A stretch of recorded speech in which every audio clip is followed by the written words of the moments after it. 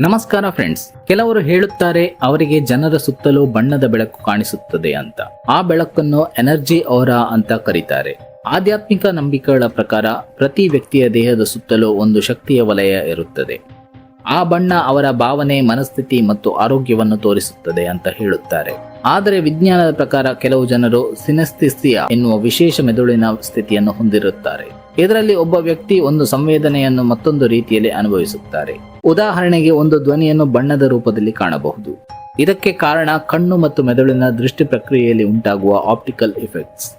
ಹೆಚ್ಚು ಸಮಯ ಒಬ್ಬ ವ್ಯಕ್ತಿಯನ್ನು ನೋಡಿದರೆ ಅವರ ಸುತ್ತಲೂ ಮೃದುವಾದ ಬೆಳಕಿನ ಆವರಣದಂತೆ ಕಾಣಬಹುದು. ಇದು ಆಫ್ಟರ್ ಇಮೇಜ್ ಇಫೆಕ್ಟ್ ಆಗಿರಬಹುದು. ಇನ್ನು ಕೆಲವರು ಧ್ಯಾನ ಅಥವಾ ಗಾಢ ನಂಬಿಕೆಯ ಕಾರಣದಿಂದ ಮೆದುಳು ಸೃಷ್ಟಿಸುವ ದೃಶ್ಯವನ್ನು ನಿಜ ಎಂದು ಭಾವಿಸಬಹುದು.